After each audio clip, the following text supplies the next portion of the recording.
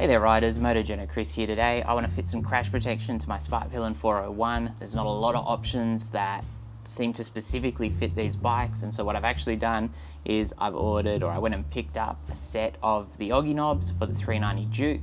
I had a look in the pictures, everything seems to be the same mounting point, so that should be a simple bolt-on exercise, even though these aren't specifically noted as being fittable to this bike. I went down to Kenmar, they're the distributor of Oggy Knobbs in Australia. I've had Oggy Knobbs on a heap of bikes. I had it on my FZ6. I certainly did have it on the Ninja 400. It's just a really nice solution.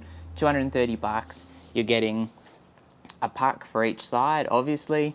You're getting a little plate here, which obviously you've got two mounting points onto the frame, and then you've also got the mounting point for the puck itself, and then on top of that you're obviously getting these spacers, which is specific to this bike. It's going to vary model to model, and then you're getting some high quality bolts. They do have a disclaimer saying, you know, designed to prevent damage. You're very good at preventing drop damage and keeping your cases in a little bit better condition and stuff like that, which it's easy to split a case or crack a case or scratch them and expensive to repair or replace. So I find these a great solution. I've had a little look this morning. I've got the jack under the engine holding it with a bit of support. As you can see here, we've got the 6mm on the mounting points, and essentially we're just going to do one side at a time, of course. Actually, what I should have got is some thread lock. So that's coming out, and as you can see here, we've got a longer bolt from the Oggy Knobbs, because obviously there's a spacer, there is the plate as well, so you need a longer bolt. Just listening out for any signs like the engine might fall out of the bike.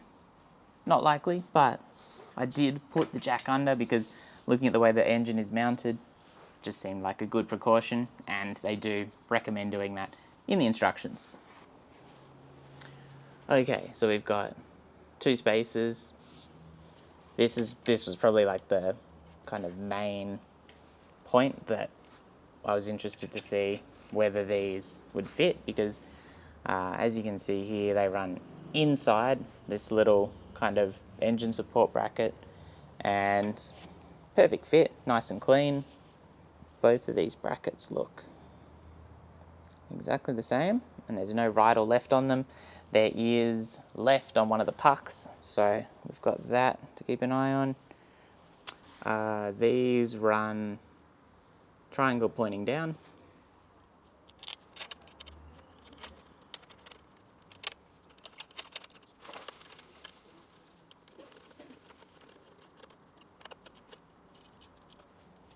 So we've got that mounted on. I haven't tightened it up fully yet. We'll get the torque wrench out for that. I believe the instructions say 25 to 30 Newton meters, which seems relatively low to me.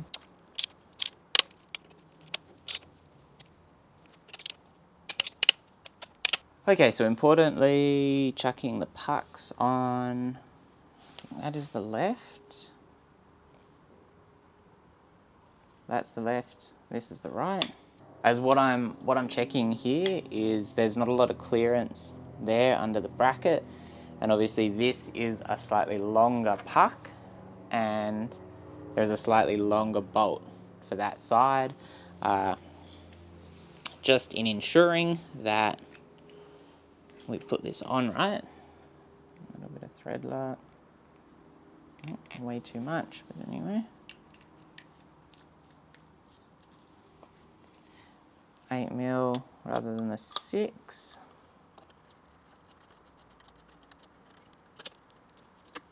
Really, trying the old Oggy Knobbs orientated the right way. As they say in the instructions, tighten bolt securely. So we've got this side on. I'll fit the other side, and then I will come back to you and let you know whether there's been any fitment issues on the other side before I declare this a victory as far as fitting. Okay then. We've got the Oggy Knobbs fitted.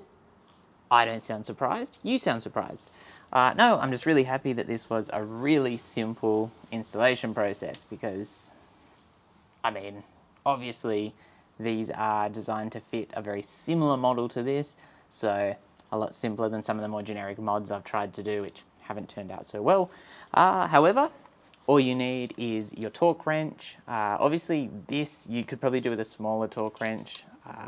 You only need it to do 25 Newton meters. M6, probably a socket if you don't want to use your torque wrench to crack those nuts, but they are not really hard to do that.